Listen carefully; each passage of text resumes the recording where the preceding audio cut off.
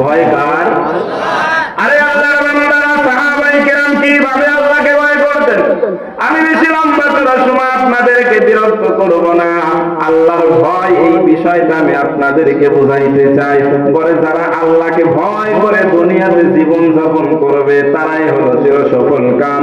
আমার আল্লাহ তাআলা চমৎকার ভাবে ডাক দিয়া বলেন, উলাইকা আলা হুদাম মির রাব্বিহিম ওয়া উলাইকা হুমুল মুফলিহুন।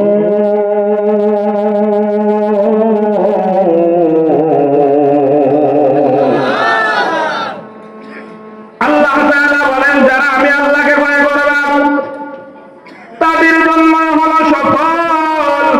দুনিয়াতেও তুমি সফল হবে, আখিরাতেও সফল হবে। বলে আল্লাহর ভয়টা আমার আপনার মধ্যে কেমন থাকা দরকার। তাই মানুষ তো দুনিয়া উপার্জন করে, আখিরাত ভুলা দুনিয়া উপার্জন করার জন্যই বৈধ নাই, চুরি নাই, চামারি নাই, ডাকাতি নাই, চিন্তায় নাই। যে কোনো উপায় আমাকে অর্জন করতে হবে। দুনিয়ার টাকা পয়সা অর্জন করতে গিয়ে আমরা অবৈধভাবে আল্লাহকে ভয় না করে অবৈধভাবে আমরা ইনকামের মধ্যে ব্যস্ত হয়ে পড়ি। আরে আল্লাহর বান্দারা জানো সাহাবায়ে কেরামের কেমন তাকওয়া ছিলেন, তাদের আল্লাহর ভয়টা কেমন ছিল। আজকে আমি আপনাদেরকে এই বিষয়টা আপনাদের অন্তরের মধ্যে একটু ঢুকাইতে চাই। আমার পর্দার আড়ালের নাগর করে আম্মা জানেরা, তোমাদের জন্য বয়ান মা ভালো করে শুনবা। আল্লাহর নবীর একজন সাহাবী ছিলেন হযরত ওমর রাদিয়াল্লাহু তাআলা আনহু। কি নাম? জোরে জোরে জোরে বলেন, কি নাম? এই নামটা শুনছেন কে কে? হাত উঠান তো। এ বেড়া একটু নরম না গরম? জয় বলেন, গরম না নরম রে? গরম। কেমন গরম? কেমন গরম? খুব গরম। ইসলাম গ্রহণ করতে সূরা তাহা শুনে, তাহা মা আনজালনা আলাইকাল কুরআনা লিতাশকা ইল্লা তাযকিরাতান লিমান ইয়াখশা তানজিলাম মিম্মান খালাকাল আরদা ওয়াস সামাওয়াতিল উলা।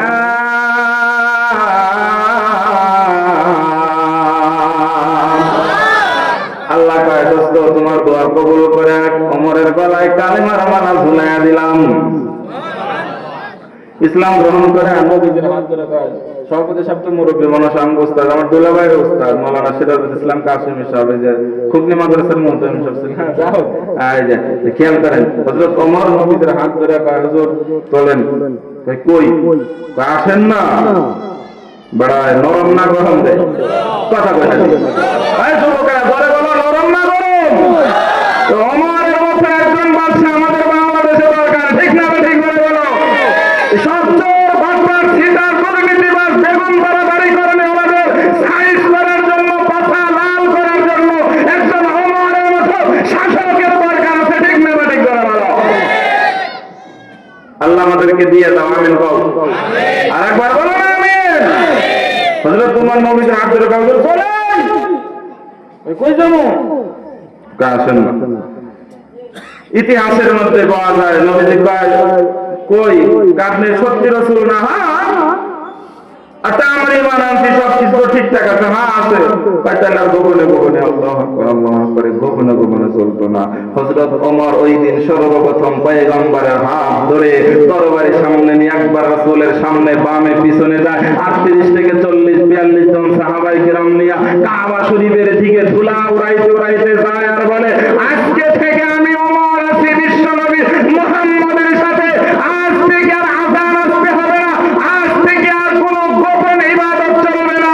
কোন বাপের বেটা আছো, আমি ওমরের সামনে এসে দাঁড়ায় যাও। আল্লাহু আকবার করে বলো। জোরে বলেন তো, ওমর গরম না ঠান্ডা রে? হ্যাঁ, গরম। এই গরম বেটা একদিন বয়ে রয়েছে, গরম বেটা একদিন বয়ে রয়েছে।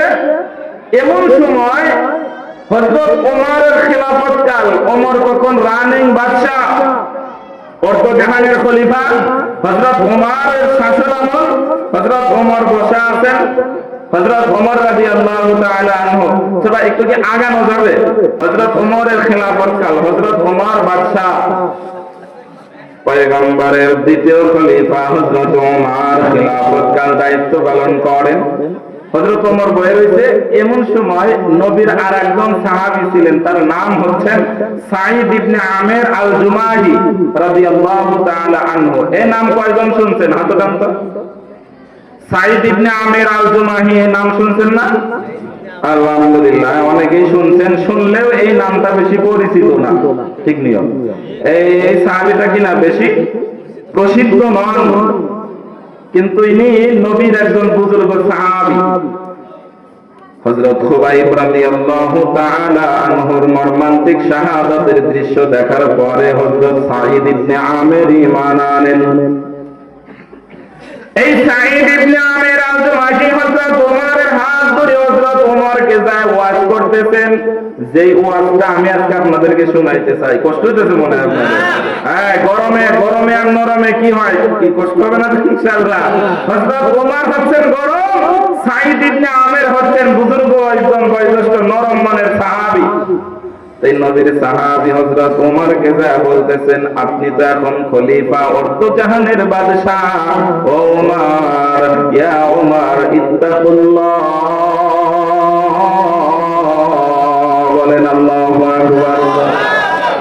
হযরত ওমরকে হযরত সাঈদ ইবনে আমের আল জুমাহি ডাক দিয়া বলেন, ও নবীর সাহাবী বাদশা ওমর, আল্লাহকে ভয় করে রাষ্ট্র চালান। সুবহানাল্লাহ। কাকে ভয় করে রাষ্ট্র চালাবে? তো দোকানদার কাকে ভয় করে দোকানদারি করবে? মেম্বার কারে ভয় করে মেম্বারগিরি করবে? চেয়ারম্যান কারে ভয় করে চেয়ারম্যানগিরি করবে? এই মা বোনেরা, তোমরা তোমাদের সংসার জীবন করবা, দাম্পত্য জীবন পরিচালনা করবে, জোরে বলেন কাকে ভয় করে? আরে আল্লাহর বান্দারা, হযরত সাঈদ হযরত ওমর বাদশাকে ওয়াজ করতেছেন, ওমর আল্লাহকে ভয় করে রাষ্ট্র চালাও, নিজের জন্য যা পছন্দ করো, পরের জন্য তাই পছন্দ করো। সুবহানাল্লাহ। ওয়াজটা ভালো না খারাপ? সবাই বলেন। এইবার আর একটা জবাব দেন, হযরত ওমরের মধ্যে মনে হয় আল্লাহর ভয় নাই? হ্যাঁ, কি আছে? রাগ হয় নাই? হযরত ওমর চুপচাপ, কিরে সাঈদ আমারে কি ওয়াজ করে? ও বাদশা ওমর, আল্লাহকে ভয় করে রাষ্ট্র চালান। হযরত ওমর রাগ হয় নাই, নবীর সাহাবী বুজুর্গ সাহাবী সাঈদ ইবনে আমের আল জুমাহিকে কাছে ডাকলেন। হযরত ওমর বুঝেছে এই সাঈদ তো সাধারণ কোনো মানুষ নয়, এর দিয়ে আমার কোনো সহযোগিতা অবশ্যই কাজে লাগানো যাবে। আল্লাহর নবী হযরত সাহাবী সাঈদকে নবীর সাহাবী ওমর কাছে ডাইকা কয়, ও সাঈদ ভাই, শুধু আমাকে ওয়াজ করলে হবে না, আমাকে আল্লাহর ভয়ের ওয়াজ করতেছে, এই ওয়াজটা করলে হবে না, আমার সাথে তোমাকে আমার রাষ্ট্র পরিচালনার কাজে দায়িত্ব নিতে হবে। চিল্লায়া এখন সুবহানাল্লাহ। সম্মান দেওয়া মালিককে, আরো ধরে বলেন। হযরত সাঈদ ইবনে আমের আল জুমাহি হযরত ওমরের কাছে কি এমপি হওয়ার জন্য নমিনেশন চাইছে? টাকা পয়সা ঘুষ দিছে? দলে অনেক নেতা কর্মী আছে, লাঠিমাটি দিয়ে এটা সেটা এলাকার মধ্যে হন্ডা দিয়ে শোডাউন দিছে। কি দিছে? শোডাউন দিছে। আল্লাহকে ভয় করো। ইয়া ওমর ইত্তাকুল্লাহ, ও বাদশা ওমর, আল্লাহকে ভয় করে রাষ্ট্র চালাও। হযরত ওমর বুঝে গেছে সাঈদ তো সাধারণ কোনো মানুষ নয়। কাছে ডাকলেন আর বলে, সাঈদ ভাই, আজকে থেকে তোমাকে আমার সাথে রাষ্ট্র পরিচালনার কাজে অংশ নিতে হবে, দায়িত্ব পালন করতে হবে। কিতাবের মধ্যে পাওয়া যায় নবীর সাহাবী খলিফা হযরত ওমর সাথে সাথে গোটা পৃথিবীর বাণিজ্যিক ব্যবসার কেন্দ্রবিন্দু ছিল, মিডল পয়েন্ট ছিল, যার নাম ছিল হিমস শহর। এই হিমসের গভর্নরের দায়িত্ব দিয়া হযরত সাঈদ ইবনে আমেরকে পাঠায়া দেয়।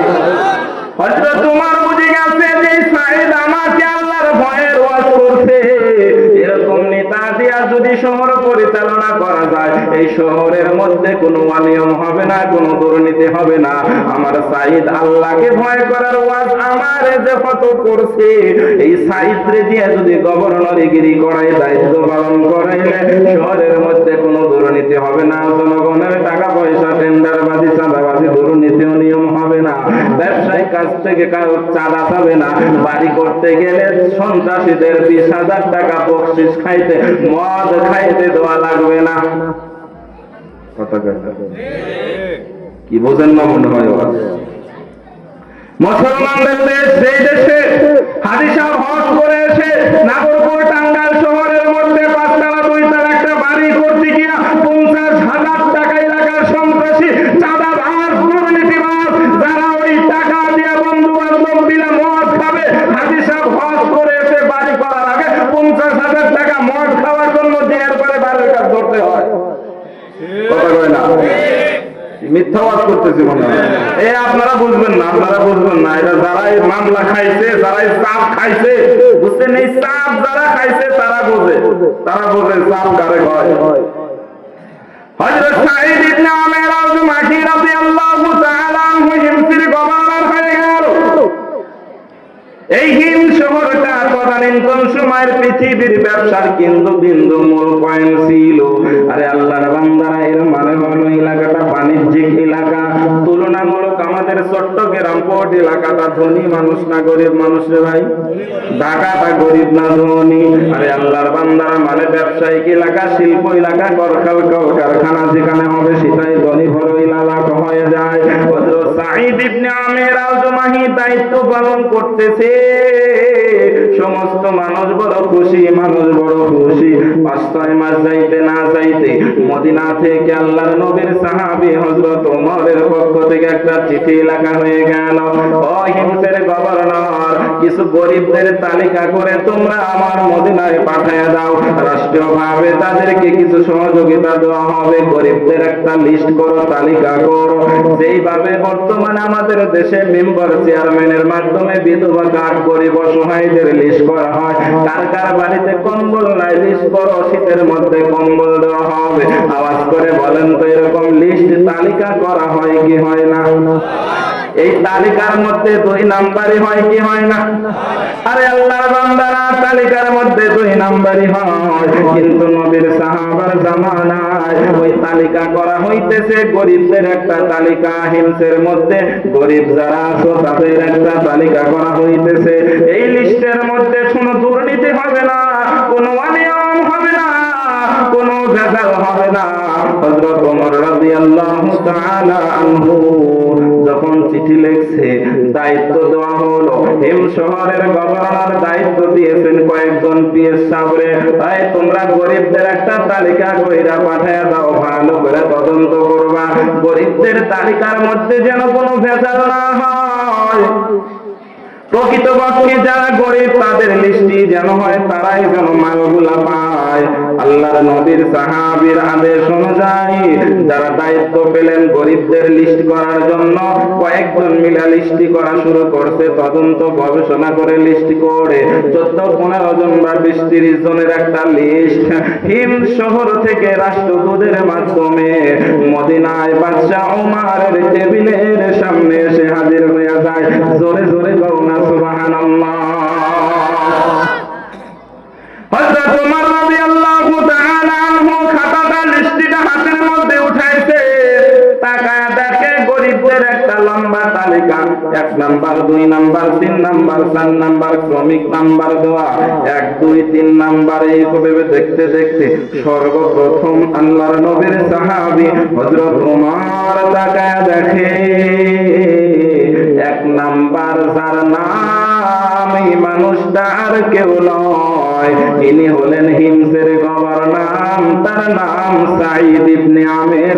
জোরে জোরে বলুন সুবহানাল্লাহ। শওকে আতে সে তরফতা হো সদা মাই বেকরার, শওকে আতে সে তরফতা হো সদা মাই বেকরার, হাজির শহরে মদিনা কব নসিবে হো মুঝে। আমিন বলেন। হাজির শহরে मदीना कब नसीब हो मुझे गम्बा देखा दौरा देखा दे रौजाए अतहर मुझे गम्बा देखा दौरा देखा दे रौजाए अतहर मुझे दरमियाने कब्र मिंबर गिरजिराने दे मुझे ओ मकामात मुबारक ही जियारत हो नसीब जिसमें रहमत बेशुमारा देखने को दे मुझे हाजिया सब देखते हैं राह में गारे हीरा आमीन बोलो आमीन आमीन आमीन हाजिया सब देखते हैं राह में गारे हीरा जिसमें हजरत मुस्तफा छुप कर बुलाते थे तुझे इश्क लेकर हाजिरी हो इश्क लेकर हाजिरी हो जब मीना बाजार में मिसले इस्माइल सुजा जान कुर्बा हो मुझे खानाए काबा को पूछा तलबिया कहते हुए खानाए काबा को पूछा तलबिया कहते हुए इस तेरा बेहजर असवद से मुशर्राद कर मुझे ऐ खुदा सैराब कर दे ऐ खुदा सैराब कर दे आबे जमजम से मुझे हाथ उठाओ दर पे तेरा जब पिलाए तो मुझे जोरे बोलो आमीन আরে মদিনা মদিনায় মদিনায় তো মানুষগুলোর স্মরণের মানুষ বানাইছে পয়গম্বরের আদর্শ ছায়া আর ভালোবাসা তাদেরকে তো মানুষ বানাইছে সাঈদ ইবনে আমির আল জুমাহি গরিবদের এক নাম্বারের মধ্যে দেখতেছে সাঈদ ইবনে আমির গভর্নরের নাম হযরত ওমর রাষ্ট্রদূতকে ডাক দেখা দুর্মিয়া কি কয় এটা কোন লিস্ট হলো আমার গভর্নরের নাম এক নাম্বারে কেন গভর্নর কোনদিন গরিব হয় নাকি সাঈদ ইবনে আমির আল জুমাহির নাম কেন এক নম্বরে গরিবদের তালিকায় রাষ্ট্রদূত ডাক দিয়ে বলেন লিডার ও খলিফা ওমর এখানে কোনো ভেজাল করেন নাই কোনো দুর্নীতি হয় নাই নাম লেখার মধ্যে ভালো করে তদন্ত করে গবেষণা করে দেখছি এই সাঈদ ইবনে আমির আল জুমাহি মেয়র সাহেব গভর্নরের সে ধনী নয় উনার সে আর গরিব মানুষ কেউ বেশি না উনি সবচেয়ে গরিব মানুষ অসহায় ফকির এই জন্য ওনার নামটাই এক নম্বরের তালিকায়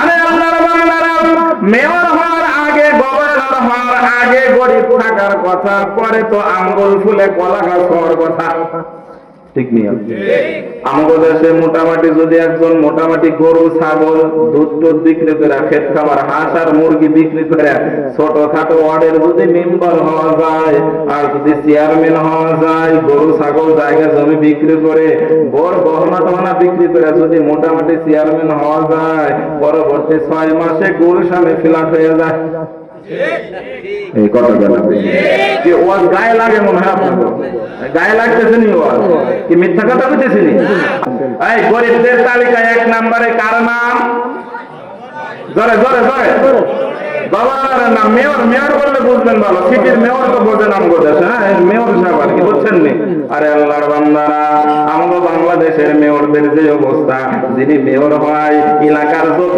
ব্যবসা আছে ব্যবসার 1% 2% মেয়রের অ্যাকাউন্টে জমা দেওয়া লাগে যত ব্যবসা মিল ফ্যাক্টরি আছে জুটের টাকা মেয়র সাহেবের খাতায় না দিলে ব্যবসা হয় না গেট থেকে মাল বের হয় না চিল্লায় বলো ঠিক না ব্যাঠি আরে আল্লাহর বান্দারা নবীর সাহাবী সাঈদ ইবনে আমির আল জুমাহি গরিবদের তালিকায় এক নম্বরে ওনার নাম হযরত ওমর সাথে সাথে রাষ্ট্রদূতকে বলে মেয়ে এদিকে আসো স্বর্ণ মুদ্রা প্যাকেট করছেন, ইতিহাসের পাতায় স্বর্ণ অক্ষরে লেখা 10-12 দিরহাম স্বর্ণ মুদ্রা, বর্তমানে যার মূল্য কয়েকশো কোটি টাকা হবে।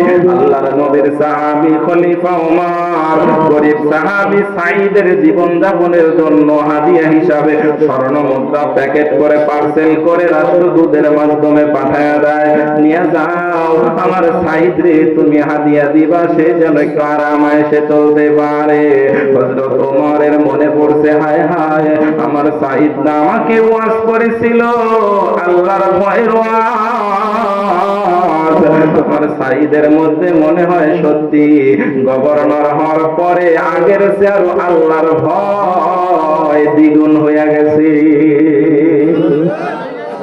সাঈদ ইবনে আমের আল-জুমাহির ভয় যদি না হতো, গরিবদের তালিকায় নাম উঠতো না। আল্লাহর নবীর সাহাবী সাঈদ ইবনে আমের আল-জুমাহির কাছে যখন হাদিয়া তুফা চলে গেছে, রাষ্ট্রদূত সালাম দেয়, আসসালামু আলাইকুম ওয়া রাহমাতুল্লাহ। আল্লাহ তাআলা বলেন, কোন বাড়িতে যখন ঢুকবা চাইবা আগে দিবা সালাম অনুমতি, এরপরে ঘরে ঢুকবা, ঠিক না ঠিক জোরে বলেন। ইয়া আইয়ুহাল্লাযীনা আমানু লা তাদখুলু বুয়ুতান গায়রা বুয়ুতিকুম। আল্লাহ বলেন তোমরা কারো ঘরের মধ্যে ঢুকবা না সালাম না দিয়া, অনুমতি না দিয়া। হযরত ওমরের সাহাবী হযরত সাঈদকে যখন সালাম দিয়া ঘরে ঢুইকা কয়, ও মেয়র সাহেব, গভর্নর ওমরের পক্ষ থেকে কিছু হাদিয়া। হযরত ওমরের দেওয়া হাদিয়া নিয়ে সাঈদ ইবনে আমের আল-জুমাহি ঘরের মধ্যে যা বলতেছে, ইন্না লিল্লাহি ওয়া ইন্না ইলাইহি রাজিউন। সুবহানাল্লাহ। আরেকটু জোরে বলো। আচ্ছা, আমি এত কষ্ট করে ঢাকা থেকে আসছি আপনাকে নাগর উপরে, এটা কি দোয়াজানি এলাকা নাই? না, আপনাকে যে দোয়াজানি এলাকার মেম্বার সাহেব বা চেয়ারম্যান সাহেব যদি আমাকে একটা কলম কিনে দেয়, একটা টুপি কিনে দিল 50 টাকা দিয়ে, হ্যাঁ, একটা টুপি যদি কিনে দেয়, তাহলে টুপিটা নেওয়ার পরে বা একটা কলম হাদিয়া নেওয়ার পরে আমি কি আলহামদুলিল্লাহ বলবো না ইন্না লিল্লাহ বলবো? সবাই বলেন। 300-400 কোটি টাকা পায়া কয় ইন্না লিল্লাহি ওয়া ইন্না ইলাইহি রাজিউন। ও আমার দোয়াজানি নাগরপুরের আম্মা জানেরা, তোমাদের বয়ান শুরু হয়ে গেল, পাশেই ছিল বিবি, স্ত্রী ডাক দেয়া বলেন, স্বামী আমার কি হলো, কি ব্যাপার, কি ব্যাপার? ইন্না লিল্লাহি ওয়া ইন্না ইলাইহি রাজিউনের দোয়া কেন পড়তেছেন? কোন দুঃসংবাদ নাকি? আরে মুসলমানেরা কোন যুদ্ধে গিয়ে কি পরাজয় বরণ করেছে এই দুঃসংবাদ? সাঈদ ইবনে আমের গভর্নর বলে, লা বাল আশাদ্দু মিনহু, না এর চেয়ে আরো কঠিন দুঃসংবাদ। তাহলে কি আমাদের খলিফা বাদশা ওমর ইন্তেকাল করেছে? লা বাল আশাদ্দু মিনহু, না রে বিবি আমার, না, এর চেয়েও আরো কঠিন দুঃসংবাদ। বলে কি সেই দুঃসংবাদ? আমারে কি একটু বলা যাবে? আপনি কেন চেহারাটা মলিন করে ফেললেন? আপনার শরীর দিয়ে কেন ঘাম ঝরতেছে জানতে চাই। কি সেই দুর্ঘটনা, কি সেই দুঃসংবাদ একটু বলেন না। স্বামী সাঈদ ইবনে আমের আল-জুমাহি স্বর্ণ মুদ্রাগুলো হাতের মধ্যে লইয়া জবাব দেয়, বিবি কি সেই দুঃসংবাদ জানো রে, জানো? ও আমার মুসলমান ভাইরা, নাগরপুরের মুসলমানের আম্মা জানেরা, ভালো করে শোনো, ভালো করে শোনো, আল্লাহর ভয় কারে কয়? সাঈদ ইবনে আমের আল-জুমাহি স্ত্রীকে জবাব দেয়, স্ত্রী রে শোন, কি সেই দুঃসংবাদ জানো? আমার আখিরাত বরবাদ করে আমার ঘরের মধ্যে দুনিয়া ঢোকানো হয়েছে। সুবহানাল্লাহ বলেন। আরেকটু জোরে কন্যা সুবহানাল্লাহ, আরেকটু জোরে বলেন না আল্লাহু আকবার। জবাবটা দিছে কি, আমার আখিরাত বরবাদ করে আমার ঘরের মধ্যে দুনিয়া ঢোকানো হয়েছে। যেমন ছিল স্বামী তেমন ছিল বউ। সুবহানাল্লাহ। আরেকবার জোরে বল। যেমন ছিল বিবি তেমন ছিল বউ। বিবি ডাক দিয়া বলে, ঘরের মধ্যে দুনিয়া ঢুকছে তো ঘামতেছেন কেন? ঘরের মধ্যে দুনিয়া ঢুকছে তো টেনশন করতেছেন কেন? ঘরের মধ্যে দুনিয়া ঢুকছে তো পেরেশানি হচ্ছেন কেন? ঘরের মধ্যে দুনিয়া ঢুকছে তো লাথি মেরে বের করে দিয়ে আখিরাত কামাই করলেই তো হয়ে যায়। আর একটু জোরে গাও না সুবহানাল্লাহ। আরে আল্লাহর বান্দা বান্দিরা, ও আমার মা, বর্তমানে আমগো মা বোনেরা জামাই যদি একটু ঠেকে যায়, বিবাহের সময় আল্লাহর বান্দিকে কানের মধ্যে দিছিল, এটা সেটা হাতে কলার চুরি টুরি দিছেন, জমি কিনতেছে সাবার কালাম করে 22,500 টাকা সব যদি পড়ে, যদি কম যায়, যদি তোমার কানের ওটা একটু দাও, কি এমন ঘটেছে ভোগা করে আমাদের। হ্যাঁ ঠিক না রে? আর কোথাও চোখ করে না, আমার কানের মধ্যে চোখ পড়ছে তোমার না। আরে ও মা, এই স্মরণের জায়গায় স্মরণ থাকবে, তাকে তাকে শাড়িগুলা সাজানো থাকবে রে মা। এটাই ছিল বাস্তবতা, এটাই ছিল বাস্তবতা। যেমন ছিল স্বামী তেমন ছিল বিবি। স্বামী হয়েছে 1 নাম্বারের ফকির, বউ হয়েছে ফকিন্নি। সুবহানাল্লাহ। আরে ফকির আর ফকিন্নি হয়েও তো মেয়রগিরি করা যায়, ফকির আর ফকিন্নি হয়েও তো গভর্নরগিরি করা যায়।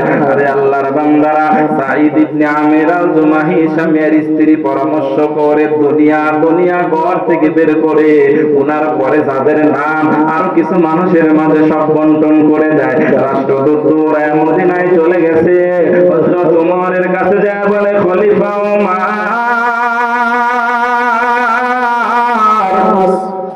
কার কাছে কি পাঠাইছো,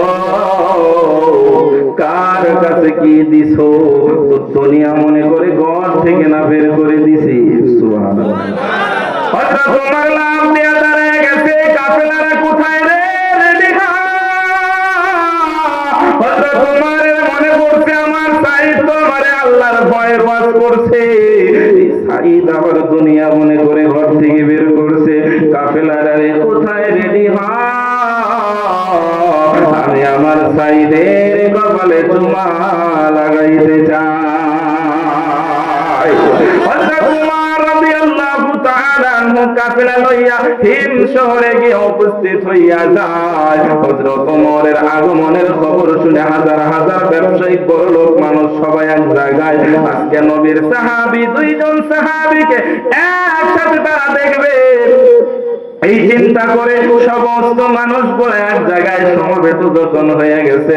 হযরত ওমর মনে মনে সিদ্ধান্ত নেয়, দেখি তো মদিনায় শুধু আমার সাঈদ আমাকে আল্লাহর ভয়ের ওয়াজ করে আসছে, এলাকার মানুষগুলা আমার মেয়র সাহেবের ব্যাপারে কোনো অনিয়মের অভিযোগ করে কিনা, এলাকার মানুষগুলোর ব্যাপারে, আমার মেয়র সাহেবের ব্যাপারে তাদের কোনো অভিযোগ আসেনি, আমার সাঈদের ব্যাপারে এলাকার মানুষ উপস্থিত শহরের মানুষ কেউ কোনো অভিযোগ করেনি। হযরত ওমর এই চিন্তা করে স্টেজের এক পাশে হযরত সাঈদ ইবনে আমির আল-জুমাহি নবীর সাহাবীকে দাঁড় করায় দিয়েছে। উপস্থিত মানুষগুলোরে ডাক দিয়ে বলে, ও হিমসের মানুষেরা, ও হিমসের শহরের বড় বড় ব্যবসায়িক লিডাররা কই কোথায়? আমার এই সাঈদের ব্যাপারে, তোমাদের এই নেতার ব্যাপারে কোনো অভিযোগ আসেনি? আমার সাঈদ তোমাদের যে মেয়র বানায়া পাঠাইছি, দায়িত্ব পালনের ক্ষেত্রে কোনো অনিয়ম কোনো সমস্যা আছে না কি? হিমসের মানুষেরা, সাঈদের ব্যাপারে তোমাদের কারো কোনো অভিযোগ আসেনি? যদি একটু আমারে বলতা, সরাসরি আমরা ভালো হইতো। আজকে আমার সাঈদ এই জায়গায় দাঁড়া করায় দিছি, বলো কারো কোনো অভিযোগ আসেনি? সবাই বলে লা ইয়া ওমর, লা ইয়া ওমর, লা ইয়া ওমর। ও বাদশা ওমর, এমন একজন মানুষকে নেতা বানাইতে আপনি ভুল করেন না, গভর্নর আর মেয়র বানাইতে আপনি চিনতে সাঈদকে ভুল করেন না। ও বাদশা ওমর, আমাদের মেয়র গভর্নর বড় আল্লাহওয়ালা, আল্লাহ ভীরু মানুষ গো, বড় তাকওয়াওয়ালা মানুষ, বড় তাকওয়াওয়ালা মানুষ, আল্লাহকে ভয় করে রাষ্ট্র চালাইতেছে, হিম শহর পরিচালনা করে, দায়িত্ব পালন করে। আমাদের কারো কোনো অভিযোগ নাই, কারো কোনো অভিযোগ নাই, কারো কোনো অভিযোগ নাই। রে নাগরপুর টাঙ্গাইলের মুসলমান, সামনে যে নেতা বানাইবা, এমন একজন নেতা বানাইবা যে নেতার ব্যাপারে নাগরপুরে সাধারণ জনগণ, ছোট থেকে বড়, বৃদ্ধ থেকে বালক, সবাই যারে ভালো বলে, ঠিক না ঠিক ধরে গাও। সেই নেতার ব্যাপারে টেন্ডারবাজির অভিযোগ থাকবে না, সেই নেতার ব্যাপারে নাগরপুর শহরের মধ্যে দখলদারি জমি দখলের অভিযোগ থাকবে না, সেই নেতার ব্যাপারে নাগরপুরের কোন ব্যবসায়ীর কাছ থেকে বাচ্চাদেরকে পাঠায়, ছেলেমেয়ে বাচ্চাদেরকে পাঠায়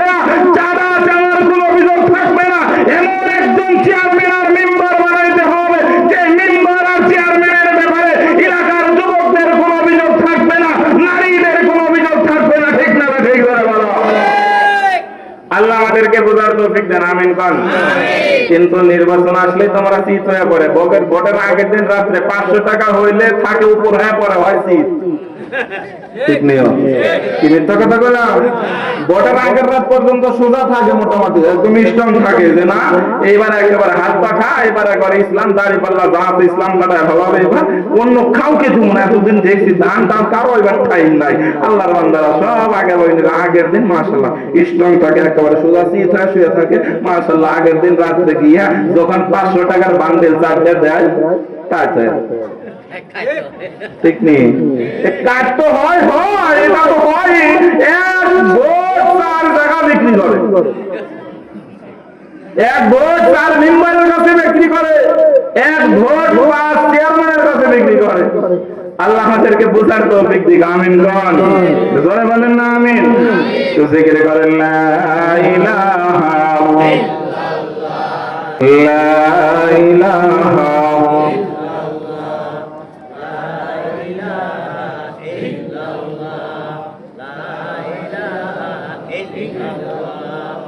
একদিন তোমারি নাম মসজিদে হবে এলান, ঠিক নিও। একদিন আমারি নাম মসজিদে হবে এলান। তৈরি থেকো আর তৈরি রেখো কবরের মাল সামান। একই দিন তোমারি নাম মসজিদে হবে এলান। লা ইলাহা ইল্লাল্লাহ মুহাম্মাদুর রাসূলুল্লাহ সাল্লাল্লাহু আলাইহি ওয়াসাল্লাম। ভয় লাগবে কার? আরেকটু জোরে আওয়াজ করে বলো কার? আরে আল্লাহর বান্দারা, যারা আল্লাহকে ভয় করে চলে তারা দুনিয়াতেও সফল আখিরাতেও সফল। আল্লাহ বলেন সূরাতুন নাবা 31 নম্বর আয়াত, ইন্নালিল মুত্তাকিনা মাফাজা হাদাইকা ওয়া আনাবা ওয়া কাওয়াইবা তুরাবা ওয়া কাসান দিহাবা। সাইদ ইবনে আমের আল-জুমাহি আসামের কাঠগড়ায় দাঁড়ায় আছে, ওয়াজ মনে আসেনি? উপস্থিত মানুষগুলা বলেন, ও লিডার স্যার, বাদশা ওমর, আমাদের গভর্নরের ব্যাপারে আমাদের কারো কোনো অভিযোগ নাই। কেন অভিযোগ নাই? কেন? এত বড় একটা শহরের দায়িত্বশীল নেতা, কেন টেন্ডারবাজির অভিযোগ থাকার কথা, দুর্নীতি অনিয়ম থাকার কথা, জমি দখলের অভিযোগ থাকার কথা, চাঁদাবাজি দুর্নীতির অভিযোগ থাকার কথা, বেগম বাড়াবাড়ি থাকার অভিযোগ করার কথা। আল্লাহর বান্দারা ডাক দিয়া বলেন, লা ইয়া উমর, আমাদের গভর্নর সাঈদ ইবনে আমের বড় বুজুর্গ মানুষ, আল্লাহর মানুষ, আল্লাহর ভয় নিয়ে তিনি নেতাগিরি করে, আমাদের সাঈদের ব্যাপারে কারো কোনো অভিযোগ নাই। এমন সময় মাঝখান থেকে একজন লাফ দিয়ে দাঁড়ায় গেছে, কয়, স্যার আমার একটা অভিযোগ আছে। কয়টা অভিযোগ? সবাই বলেন কয়টা? খারাপ লাগতেছে আপনাকে? এই যে আমাদের সিরাজগঞ্জের ভাষা, আমাদের বাড়ি তো সিরাজগঞ্জে, হয়তো অনেকেই চেনে না বা চেনেন না, বেশি দূরে না বাড়ি। হ্যাঁ, তো সিরাজগঞ্জের মানুষ, আমাদের সিরাজগঞ্জের ভাষা আছে একটা, কয় এ নোটে ব্যাং ওঠে খোলসা ওঠে। আপনাদের এই সাইডে বলে, এটা বোঝেন না? এ নোটে ব্যাং ওঠে খোলসা ওঠে। তো একজন যখন বলছে আমার একটা অভিযোগ আছে, পাশ থেকে আর একজন দাঁড়ায় গেছে, স্যার আমারও একটা অভিযোগ আছে। আর একজন দাঁড়ায় গেছে, আমারও একটা অভিযোগ আছে। এইবার বলেন তো ওমর মিয়া ঠান্ডা না গরম? জোরে জোরে জোরে খলিফা ওমর ঠান্ডা না গরম? হযরত ওমর রাদিয়াল্লাহু তাআলা আনহু গরম হয়ে গেছে, মাথা মাথা করে রাগ হয়ে চোখের মধ্যে লাল হয়ে গেছে, তাকায় কয়, ইয়া সাইয়্যিদ কি ব্যাপার? এগুলো কি? তুমি কেমন আল্লাহর ভয় নিয়ে রাষ্ট্র চালাইছো, ইউনিয়ন চালাইছো, তোমার ওয়ার্ড চালাইছো, তুমি তোমার শহর চালাইছো, তোমার ব্যাপারে 3 জন মানুষ অভিযোগ করে, তুমি কেমন নেতা হইছো? এক নাম্বার ব্যক্তি দাঁড়ায় বলে, লিডার আমার একটা অভিযোগ আছে। ও খলিফা ওমর, আমাদের মেয়রের ব্যাপারে আমার একটা অভিযোগ হলো আমাদের মেয়র সাহেব মাসে একদিন অফিস করে না, তারে পাই না, এটাই হইল আমার অভিযোগ। হযরত ওমর রাদিয়াল্লাহু তাআলা খলিফা বাদশা ওমর সাঈদকে ডাক দেয়, সাঈদ ভাই জবাব দাও, কেন তোমার মাসে একদিন পায় না, ছুটি কাটাও বুঝলাম না, বলো বলো বলো, তুমি জবাব দাও। হযরত সাঈদ ইবনে আমির আল-জুমাহি ধনী মানুষ না গরিব মানুষ? এই কথা কও না কেন, কথা কও, বলো বলো বলো বলো। হযরত সাঈদ ইবনে আমির আল-জুমাহি তো বড় গরিব রে, নেতা হয়ে বড় গরিব। আর এই গরিব থাকার কারণ হলো আল্লাহর ভয়, আল্লাহর ভয়। সাঈদ ইবনে আমির আল-জুমাহি ডাক দিয়া বলেন, ও উপস্থিত হিমসের মানুষেরা, তোমরা আমার ব্যাপারে যে অভিযোগ করছো, তোমরা আমার ব্যাপারে যে অভিযোগ করছো, আমি যদি আমার গোপন কথা তো কারো কাছে জানাইতে চাই না, আমি আমার কষ্টের জীবন যাপনের কথা কারো কাছে বলতে চাই নাই, আমি আমার ঘরের কথা বাহিরে প্রকাশ করতে চাই নাই। তবে এখন যদি আমি প্রকাশ না করি, না বলে আমি অপরাধী থেকে যাব। হযরত সাঈদ ইবনে আমির আল-জুমাহি ডাক দিয়া বলেন, হে হিমসের মানুষেরা, আমি সাঈদ কেন মাসে একদিন অফিস করি না জানো? আমি গভর্নরের মাত্র 2 টুকরা জামা মাসে একদিন ধৌত করে আবার 1 মাসের জন্য উপযোগী করি ব্যবহারের, এই জন্য একদিন আমি আসতে পারি না। যদি ভুল হয়, বেয়াদবি হয়, মাফ করে দাও। উপস্থিত মানুষগুলা সাঈদের চেহারার দিকে দামলার মতো তাকাইয়া কান্দে আর দরকার করে চোখ দিয়া পানি ছাইরা বলে, আরে হিমসের মানুষেরা, কেমন নেতার ব্যাপারে অভিযোগ করলি রে? কার ব্যাপারে তোর অভিযোগ করলি? সমস্ত মানুষগুলা কান্না করে। হযরত ওমর মাথাটা নিচু করে চোখ দিয়ে কান্নার আওয়াজ, চকবক চকবক করে পানি ছেড়ে দেয়, পানি ধরে রাখতে পারে না। 2 নাম্বার ব্যক্তি দাঁড়ায় বলেন, স্যার আমার অভিযোগ, আমি না রাতের বেলা আমি তাকে পাই না, শুধু দিনের বেলায় পাই, রাতের বেলায় তারে কেন পাওয়া যায় না? নেতা কেমন নেতা, এটা আমরা জানতে চাই, অভিযোগ বিচার চাই। হযরত ওমর বলে, সাঈদ তুমি জবাব দাও। হযরত সাঈদ বলেন, ও খলিফা ওমর, ও হিমসের মানুষেরা, আমি সাঈদ আমার গোপন কথা তোমাদের মাঝে জানাইতে চাই নাই, আমি আমার গোপন বিষয়গুলো আমার মধ্যে রাখতে চাইছি। তবে আমি যদি এখন না বলি, আমি এখন অপরাধী থেকে যাবে, এই জন্য বলি। হযরত সাঈদ ইবনে আমির আল-জুমাহি গভর্নর কান্না করে আর বলে, শোনো শোনো শোনো, তোমরা রাতের বেলায় কেন আমারে পাও না? আমি সাঈদ দিনের বেলায় তোমাদেরকে সময় দেই, আর রাতের বেলায় আমি আমার মালিক আল্লাহরে সময় দেই। আরেকটা আওয়াজ দেয়া বলো, আমাদের রবকে। হয় নাই শাহাদাতের আঙ্গুল উঁচা করেন, হাত নাড়া দেন, হাত নাড়া দেন, বের করেন, কে কে কে ডাকছেন? জোরে জোরে আল্লাহ। আরেকবার বলো, আমাদের রবকে। ইন্নাল্লাযীনা ক্বালু রাব্বুনাল্লাহ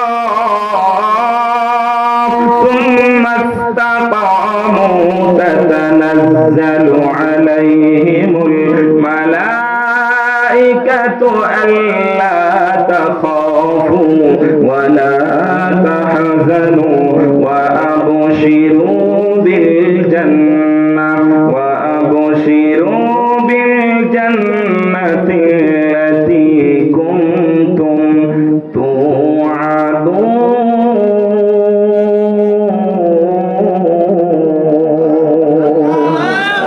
মুসলমানি বোয়াদ দরদান নেহাদান ইনানে খদ বাদসতে খাজ দাদনা একেমি মস্ত তে মাউতে বেদানিস দো মসিনে সিজদা করতান লফি ফস্ত সওমলা মে গেজা করতান হালালাত চাহারমি মে উম্মে রাখে দমতে দাস। ভয় লাগবে কার? সাঈদ ইবনে আমির আল-জুমাহি ডাক দিয়া বলে, হে হিমসের মানুষ, মানুষেরা, আমি দিনের বেলায় মিতা গরিগিরি, তোমাদের রাতের বেলায় আমার মালিক আল্লাহর সময় দেই, সময় দেই। ওরে নাগরপুরের বন্ধুরা, যুবক ভাইরা, মুরব্বীরা, একজন মেয়র হয়ে যদি এরকম জবাব দেয়, তুমি আর আমি মালিকের কাছে কি জবাব দিব? ও মা বোনেরা, ভালো করে শোনো, 10টা মিনিট চোখে পানি রাখতে পারবি না রে বাজান। এ যুবক, তোমার আর আমার আজকে সময় নাই।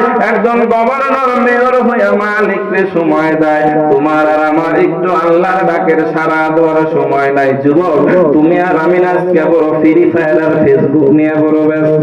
যুবক, আমার মালিকের ঘর থেকে ডাক দেয়, আল্লাহু আকবার, আল্লাহু আকবার, হাইয়া আলাস সালাহ, হাইয়া আলাল ফালাহ।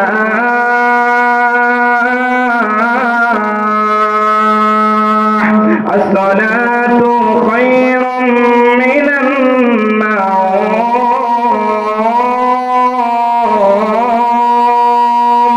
তুমি মনে করছো তোমাদের গ্রামের ৩,৫০০ টাকা দামের মুয়াজ্জিন সাহেব ডাক দেয়, যেই মুয়াজ্জিনকে 3 বেলা পেট ভরে ভাত খাওয়ার ৩,৫০০ টাকা বেতন, ঈদ আসলে একটা পাঞ্জাবি আর টুপি আর গামছা লুঙ্গি গেঞ্জি হাদিয়া, একটা জুব্বার টুপি, এক জোড়া জুতা কিনা দাও। মনে করছো তোমাদের ওই ৩,৫০০ টাকা দামের ইমাম সাহেব আর মুয়াজ্জিন সাহেব ডাক দিতেছে?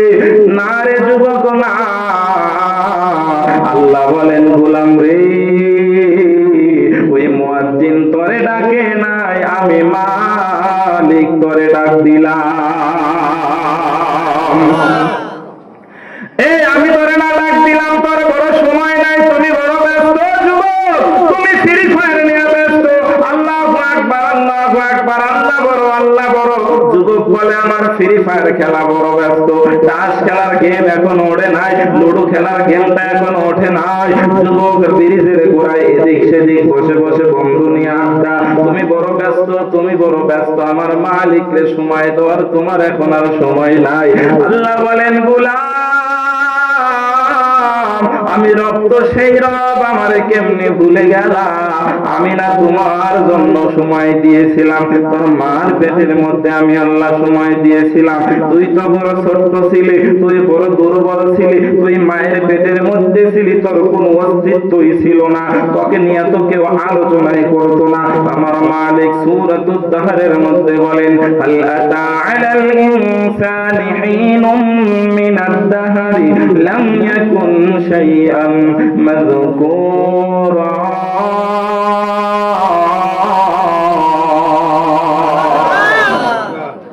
তোরে নিয়ে তো কেউ আলোচনা করতো না, তুই তো বিক্ষিপ্ত অবস্থায় ছিলি রে। তোর এক অংশ ছিল নাগরপুরে, আর এক অংশ ছিল দিনাজপুরে। তোর এক অংশ ছিল নাগরপুর, আর এক অংশ ছিল দেলদুয়ার। তোর এক অংশ ছিল দুয়াজানি, আর এক অংশ ছিল গহেটা। তোর এক অংশ ছিল গহেটা, আর এক অংশ ছিল বামুদনগর। তোর এক অংশ ছিল নাগরপুর, আর এক অংশ ছিল মেঘনা, আর এক অংশ ছিল হাপানিয়া, কোদালিয়া, বিভিন্ন দূরে দূরে তোর অংশ ছিল।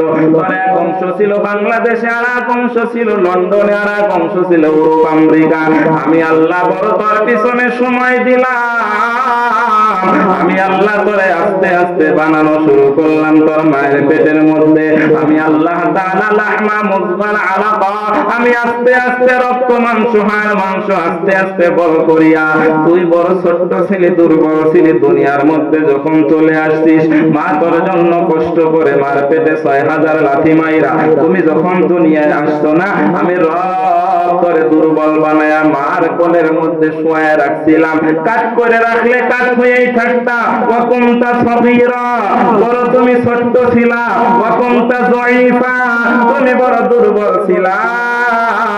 তুমি জ্ঞান বুদ্ধি গরিমা ছিল না। বান্দা তোর হাত ছিল তো ছিল রে, হাত দিয়া ধরার ক্ষমতা ছিল না। বান্দা তোর চোখ ছিল তো ছিল রে, চোখ দিয়া না দেখার ক্ষমতা ছিল না।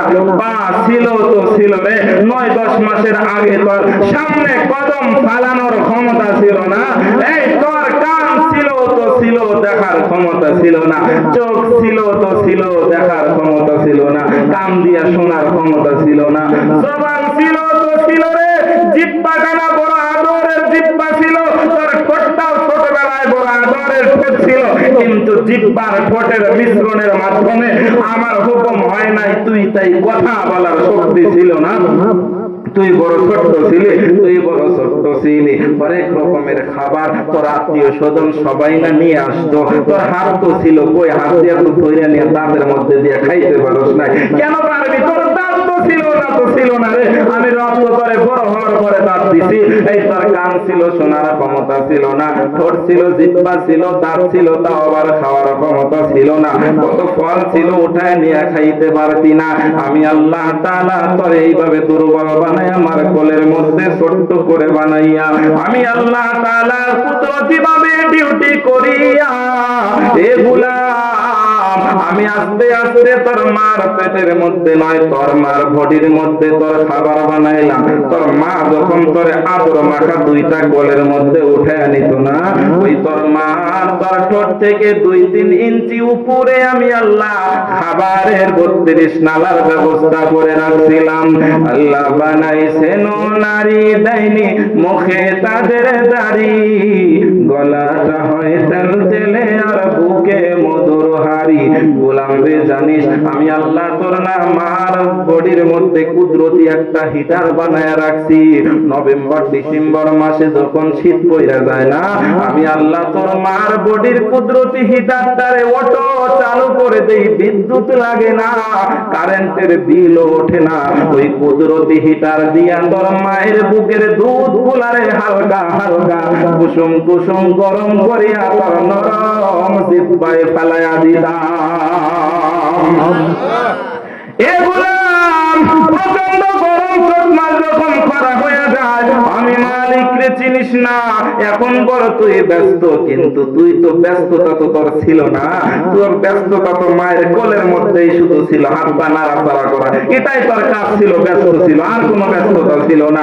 আমি মালিক প্রচন্ড গরমের মধ্যে তোর মার বডির মধ্যে কুদরতি একটা এসি হিটার বানায় রাখছিলাম। ওই কুদরতি একটা ফ্রিজ চালু করে দিতাম, ওই কুদরতি ফ্রিজ চালু হয়ে তোর মায়ের বুকের গরম দুধ গুলারে হালকা করে কুসুম করে ঠান্ডা বানাইয়া তোর কুদরতি তোর জবানের মধ্যে না আমি মালিক দিয়েছিলাম। এই আমার দোয়া বানানো দুধ খায়া খায়া না তুই বড় হইছো, আমার বানানো মধু খায়া খায়া তুমি বড় হইছো। এগুলা এখন পরে আমি আল্লাহ বড় বানাইলাম। আস্তে আস্তে 10 মাস কোলে তোর মার কোল থেকে আমি দূরে সরাইলাম। 1 বছর পর্যন্ত বাবার হাত আর মার হাত, বাবা মা নাগর উপরে নিয়ে যায়, ছেড়ে দেয় না, বাচ্চা হারাইয়া যাবে। আস্তে আস্তে তোর জন্য আমি দুনিয়াটারে বড় বানাইলাম।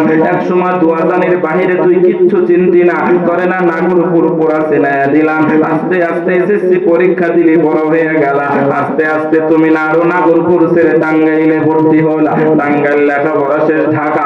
তুমি না এখন বড় বড় ভাবে সবকিছু চিনতেছো। এই ঢাকা থেকে পরীক্ষায় পাশ করে আরে বিসিএস ক্যাডার শেষ করে তুমি এখন লন্ডন, কানাডা, জাপান যায় বড় শিক্ষিত হইতেছো। তোমাকে না গোটা পৃথিবী আমি আল্লাহ চিনায়া দিলাম। মার পেট থেকে তোমার বের করে আমি আল্লাহ করে ইউরোপ আমেরিকা সহ গোটা দুনিয়া চিনানোর ব্যবস্থা করে দিছি। এই তুমি তো ছোট্ট ছিলা, মনে পড়ে না? এখন তুমি বড় শিক্ষিত হয়ে গেছো, এখন তুমি বড় শক্তিশালী, তুমি বড় শিক্ষিত হইছো। তোমার কলমের সিগনেচারের বড় পাওয়ার হয়ে গেছে, তোমার মুখের কথার বড় পাওয়ার হয়ে গেছে, তুমি বড় মেম্বার হইছো, এমপি হইছো, মন্ত্রী হইছো। এখন তুমি আমি মালিক রে ভুলে গেছো। এই তুমি বড় শিক্ষিত হইছো, এখন তুমি আমারে ভুলে গেছো। আরে কেন ভুলে যাবে? তুই পেশাব করে থাকতে ওখানে তো পেশাবের মধ্যে থেকে সরতে পড়তে পারতি না, এতটাই তুই দুর্বল ছিলে। এখন আমি মালিক রে ভুলে গেছো, বড় হয়ে গেছো। আমার মুয়াজ্জিন ডাক দেয়, আর একটু আমারে সময় দিতে পারো না? আমার মুয়াজ্জিন ডাক দেয়া কয়, ও এমপি সাহেব আসো, ওই মেম্বার সাহেব আসো। আমার মুয়াজ্জিন বলে, ও মা বোনেরা, দুয়ারদানির মা রান্না বাড়ি বন্ধ করো, মালিকের কাছে সিজদায় উঠে যাও। ও মা বোনেরা, আর উঠান ঝাড়ু দিও না। আল্লাহু আকবার, উঠান ঝাড়ু দেওয়া বন্ধ করে দাও। আল্লাহু আকবার, আর কেউ রান্না বাড়ির কাজ করো না, আর কেউ বাজার ঘাটে দোকানদারি করিও না, সবাই মালিকের কদমে নোট হয়ে যাও।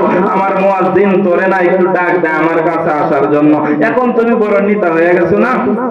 এখন বড় শিক্ষিত হয়ে গেছো, এখন আর আমাকে তোমার সময় দেওয়ার সময় নাই, আমি আল্লাহকে তুমি এখন ভুলে গেছো।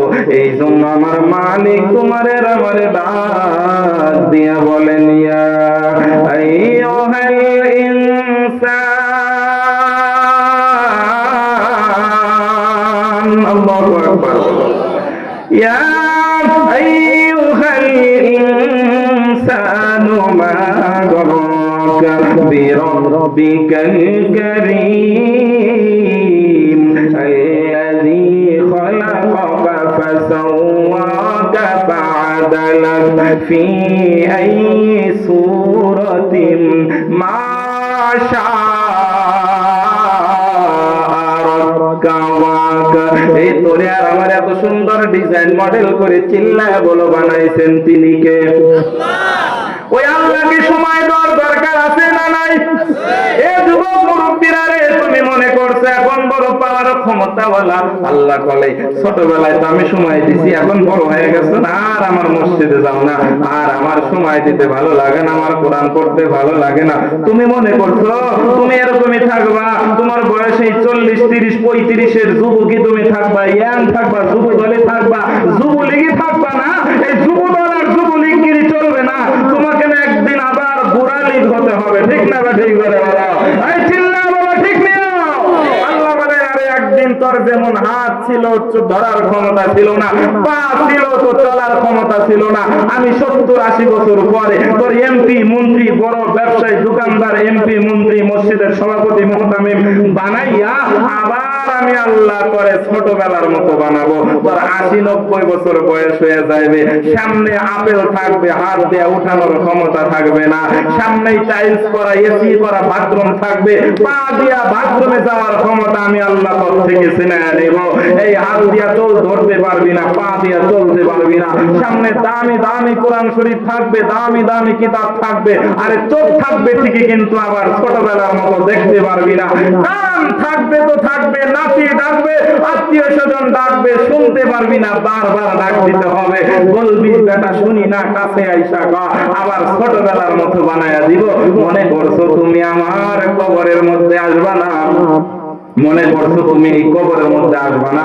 মনে করছো তুমি একদম ওই একই অবস্থায় থাকবা? না না না, আমার কাছে আসতে হবে। আল্লাহ বলেন, ইয়া আইয়াতুহান নাফসুল মুতমাইন্না ইরজিই ইলা রাব্বিকি রাদিয়াতাম মারদিয়াহ ফাদখুলি ফি ইবাদি ওয়াদখুলি জান্নাতি।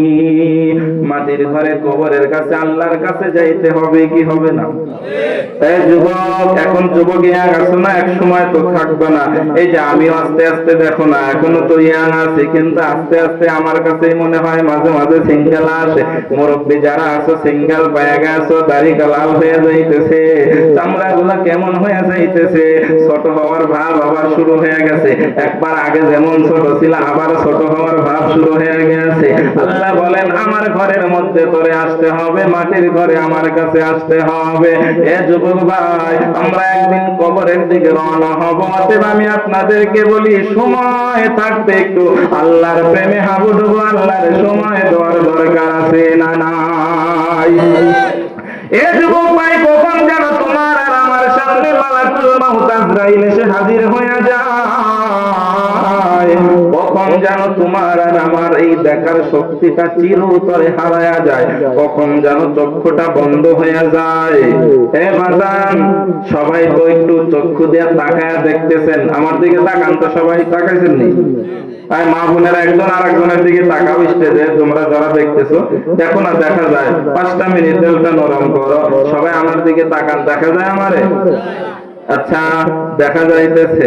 এবার মাথাটা নিচে করেন, চক্ষুটা বন্ধ করেন, মাথাটা নিচু করো, চক্ষুটা বন্ধ করে দাও। হ্যাঁ, দুয়াজানি নাগলপুরের মানুষ, 5টা মিনিট একটু দিলটা নরম করো, দেখো এক ফোঁটা চোখে পানি আসে কি না। মাথাটা নিচু করছো, চক্ষুটা বন্ধ করছো। মা বোনেরা, তোমরাও মাথা নিচু করে চক্ষুটা বন্ধ করো। এইবার মনটারে বলো, ও মন, কয়েক সেকেন্ড আগেও তো আমরা চক্ষু দিলে তাকায় ছিলাম, ডানে বামে সবাইরে দেখলাম, জাওজাওয়ালিকে দেখলাম, সবাইরে দেখলাম, চাচাতো ভাই খালাতো ভাই বন্ধুরে দেখলাম, ভাতিজা চাচা বাবা সন্তানকে স্টেজের মধ্যে দেখলাম। কই এখন চক্ষু বন্ধ করছি, আর তো কাউকে দেখা যায় না। তবে হ্যাঁ, এখন ইচ্ছা করলে চক্ষু মিলে আবার তাকাইতে পারবো, আবার সবাইকে দেখা যাবে। কিন্তু এমন একটা সময় আসবে রে মন, আমার অজান্তে এই চক্ষুটা বন্ধ হয়ে যাবে, আর কোনোদিন তাকানোর ক্ষমতা থাকবে না। আমার এই চক্ষুটা বন্ধ হয়ে যাবে, গোটা দুনিয়া দিয়ে দিলেও আর তাকানো ফেরা পাওয়া যাবে না, আর চক্ষু মিলে তাকাইতে পারবো না। আমি চক্ষু মিলে আর তাকাইতে পারি না। বন্ধু বান্ধব সবাই, আত্মীয় স্বজন সন্তানেরা বলে আমি নাকি মারা গেছি, আমার দোয়া জানি আমার সন্তানদের বাড়ির উঠানে, আমার জমিনে আঙ্গিনার মধ্যে পড়ে আছে। সবাই মিলে তাড়াতাড়ি কয় লাশটা বের করো। ঘর থেকে বের করে মসজিদ থেকে 4 পাওলা খাটনি আইনা উঠানের মধ্যে রাইখা সবাই না আমার আদরের বিল্ডিং বালাখানা ঘর থেকে না উঠাইয়া সবাই মিলে ওই খাটের মধ্যে নিয়ে শোয়া দিছে। কিরে তোরা আমার ঘর থেকে, আমার সম্পদ থেকে আমার কেন দূরে সরাইয়া দাও? এ জনম, তুমি যখন মারা যাইবা, আমি আমার সম্পদ থেকে না কর্তৃত্ব হারিয়ে ফেললাম, আমার ব্যাংকের উপর থেকে আমার কর্তৃত্ব হারিয়ে গেল, আমার দোকানদারির উপর থেকে আমার কর্তৃত্ব হারিয়ে গেল, আমার জায়গা জমির উপর থেকে আমার ক্ষমতা হারিয়ে গেল, আমার সব সম্পদ থেকে আমার ক্ষমতা হারিয়ে গেল। আমার দোয়া জানিলাম মা, তোমার নাকফুলের উপর থেকে না তুমি ক্ষমতা হারিয়ে ফেলছো, গলার চেন আর হাতের বালার মালা নিয়ে ঝগড়া লাইগা যাবে, কোন বেটার বউ কোনটা নিবে এই নিয়ে বড় চিন্তিত হয়ে পড়বে। তুমি তোমার সম্পদ থেকে না কর্তৃত্ব হারিয়ে ফেললা, মা 4 কেতলি থেকে না কর্তৃত্ব হারাইছো, মা তোমার শাড়ির আঁচল থেকে আলমারি শোকেজের চাবিগুলা খোলা নিবে, সমস্ত সম্পদের উপর থেকে দামি দামি শাড়ি গহনা থেকে কর্তৃত্ব হারাইয়া তুমি আর আমি মারা যাওয়ার পর সর্বপ্রথম সম্পদ থেকে কর্তৃত্ব হারাইয়া একদম অসহায় হয়ে আমরা শুয়ে থাকবো। আত্মীয় স্বজন সবাই চলে আসতেছে, তুমি আমি না একদম ব্যস্ততা শেষ করে শুয়ে আছি, কোনো ব্যস্ততা নাই, কিন্তু তোমার আমার আত্মীয় স্বজনের বড় ব্যস্ততা। সবাই যার যার মতো কাজ করার জন্য রেডি হয়ে যায়। কেউ বলে দামি কাপড় আনিও,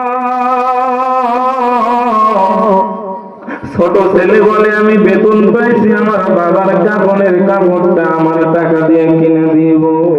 বাজারে যায় বলবে দোকানদার সব চাইতে দামি কাপড় দাও, আমার আব্বা মারা গেছে, আমার মা মারা গেছে। তোর বন্ধু বান্ধব দোকানে যায়, বন্ধু বান্ধবেরা বলবে আমার বন্ধু মারা গেছে, দামি কাপড় দাও, দামি আতর দাও, গোলাপ জল আর তুলা দাও।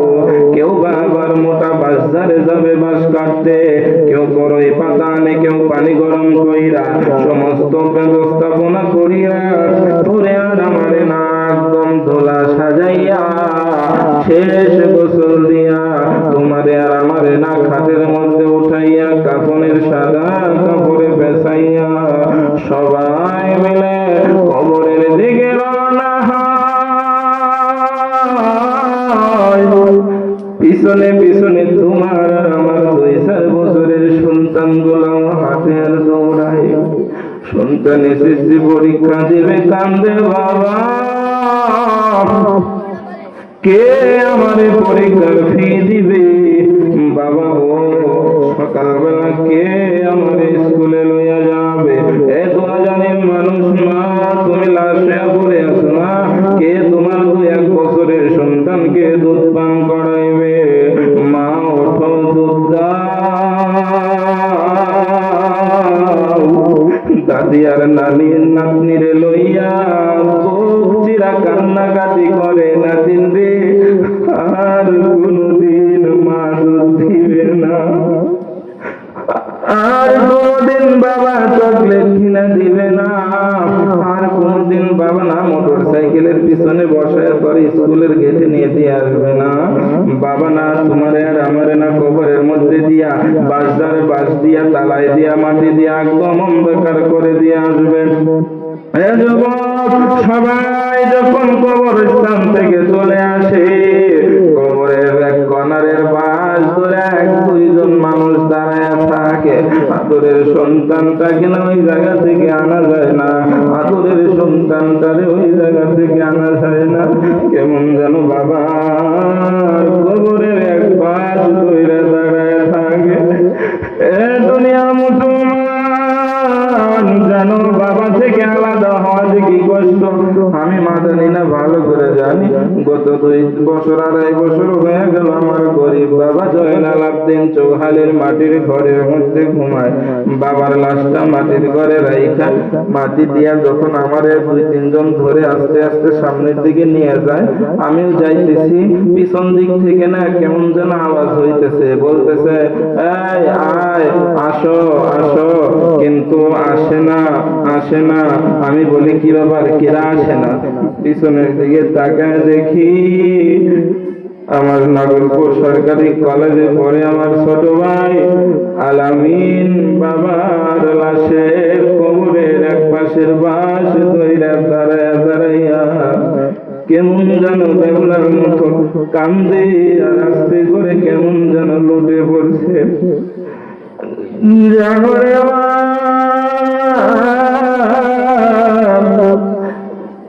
বাবা নোয়াখালী ঢাকায় হাসপাতালে যখন ভর্তি রাখছিলাম, আলামিন না ওইখানে ছিল, তো আমি আরে বলছি যে আব্বাই করে কি কয়, কিছু কয় নাই, কয় কিছু কয় না, তো কিছু কয় নাই। আব্বা আমারে একদিন খালি কয় আমি মরে গেলে না তোমরা মিলে দিলে সাইকো সবাই। আলামিন আমার কাছে এই কথা কয় আর কান্দে, আমিও কান্দি। এটাই ছিল বাস্তবতা রে। এই দুনিয়া থাকার জায়গা না, সন্তান থেকে বাবা আলাদা হবে, বাবা থেকে সন্তান আলাদা হবে, স্বামী থেকে স্ত্রী, স্ত্রী থেকে সন্তান, ভাই থেকে বোন, ভাই থেকে বোন, ভাই বোন আলাদা হয়ে যাইবা।